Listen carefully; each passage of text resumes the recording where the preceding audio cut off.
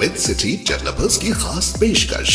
जहांगीर पीर दरगाह से 2 किलोमीटर पहले 6,000 रुपए पर स्क्वायर यार्ड, शमशाबाद एयरपोर्ट से कुछ ही दूरी पर। तो जल्द से जल्द हमसे रब्त अदा करें। With city developers private limited, behind choice function hall, VIP colony, Chandrayangutta, Hyderabad.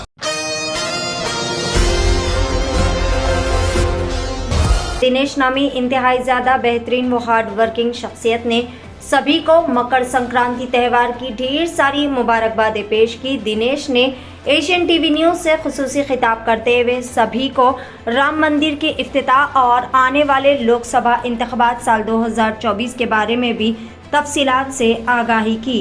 आइए जानते हैं इस खुसूस में मुकम्मल तफसीलात। पेश है बेंगलोर से नुमाइंदा रिपोर्टर मोहतरमा उम्मे अमायरा की एशियन टीवी न्यूज़ के लिए यह खुसूसी रिपोर्ट। ಮೊದಲನೇದಾಗಿ ಕರ್ನಾಟಕ ಜನತೆಗೆ ಸಂಕ್ರಾಂತಿ ಹಬ್ಬದ ಶುಭಾಶಯಗಳು.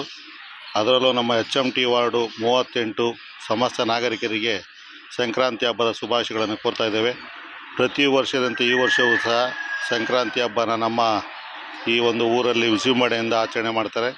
ಅದರಲ್ಲಿ ಬೆಳಗ್ಗೆ ದೇವಸ್ಥಾನದ ಪೂಜೆಗಳು ಇರ್ಬೋದು, ಬೆಳಗಿನ ಸಾಯಂಕಾಲದವರೆಗೂ ಇಡೀ ಗ್ರಾಮ ಒಂದು ಕಡೆ ಸೇರಿ ನಮ್ಮ ಆಂಜನೇಯನ ದೇವಸ್ಥಾನದಲ್ಲಿ ಪೂಜೆ ಅದ್ಧೂರಿಯಾಗಿ ನಡೆಯುತ್ತೆ. ಸಾಯಂಕಾಲ ಮೆರವಣಿಗೆ ಇರುತ್ತೆ. ಈ ಒಂದು ಧನುರ್ಮಾಸ 1 ತಿಂಗಳ ಕಾಲಾವಕಾಶದಲ್ಲಿ 1 ತಿಂಗಳು ಪೂಜೆ ಮಾಡಿ ನಾಳೆ ಅಂತ್ಯಗೊಳ್ಳುವ ಪೂಜೆ ತುಂಬ ವಿಜೃಂಭಣೆಯಿಂದ ಮಾಡ್ತಾರೆ. ರಾಮ ಮಂದಿರ ಉದ್ಘಾಟನೆ ಆಗ್ತಿದೆ. ರಾಮ ಮಂದಿರ ಇನ್ನೂ ಪೂರ್ಣನೆಗೊಂಡಿಲ್ಲ, ಉದ್ಘಾಟನೆ ಮಾಡೋಕ್ಕೆ ಹೊರಟಿದ್ದಾರೆ. ಆಯ್ತಾ, ಅದು ದೇವಸ್ಥಾನಗಳಲ್ಲಿ ನಮಗಿಂತ ನಾವೇನು ಅಂಥ ಬುದ್ಧಿವಂತರಲ್ಲ. ಯಾವುದೇ ದೇವಸ್ಥಾನ, ನಾವು ಸುಮಾರು ದೇವಸ್ಥಾನಗಳು ಕಟ್ಟಿಸಿದ್ದೀವಿ.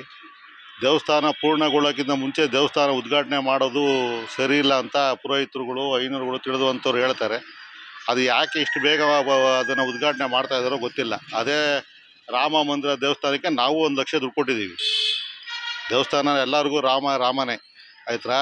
ನಮ್ಮೂರಲ್ಲೂ ನಾಳೆ ಮಾಡ್ತಾರೋ ಹಬ್ಬ ಇರೋದು ರಾಮಚಂದ್ರ ಮೂರ್ತಿ ಇಟ್ಬಿಟ್ಟೆ ನಾವು ಪೂಜೆ ಮಾಡ್ತಾ ಇರೋದು. ಅದೇ ಅಯೋಧ್ಯೆಯಲ್ಲಿ ರಾಮ ಮಂದಿರ ಆಗಬೇಕಿತ್ತು, ಅದು ಪೂರ್ಣಗೊಳ್ಳೋಕ್ಕಿಂತ ಮುಂಚೆ ಉದ್ಘಾಟನೆ ಆಗ್ತಾ ಇರೋದು ತುಂಬ ಬೇಸರ ಇದೆ. ಅದು ಹೇಳಕ್ಕೆ ಬರೋದಿಲ್ಲ. ಅದು ಹೇಳಿದ್ನಲ್ಲ, ನಾವು ಅಷ್ಟೊಂದು ಬುದ್ಧಿವಂತರಲ್ಲ.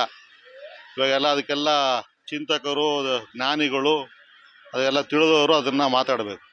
ಸರ್, ಯಾರಾಗಬಹುದು ಸರ್ MP ಕ್ಯಾಂಡಿಡೇಟ್ ನಿಮ್ಮ ಕಡೆಯಿಂದ? ನಮಗೆ ಸುರೇಶ್ ಅವರು ಹಿಂದುಳಿದ ವ್ಯಕ್ತಿ ಮತ್ತು ಹಿರಿಯ ವ್ಯಕ್ತಿ, ಯಾವುದೇ ಒಂದು ಇದಿಲ್ದಿರೇ ಸುಮಾರು 7-8 ಸತಿ ಅವರು ಸಂಸದರಾಗಿ ಆಯ್ಕೆ ಆಗಿದ್ದರು. ಅದು ಕರ್ನಾಟಕದಿಂದ ಕಾಂಗ್ರೆಸ್ಸಲ್ಲಿ ಮುಂಚೂಣಿಯಲ್ಲಿರೋ ನಾಯಕ ಅವರು ಪ್ರಧಾನಮಂತ್ರಿ ಆಗೋದ್ರಲ್ಲಿ ತಪ್ಪೇನಿದೆ?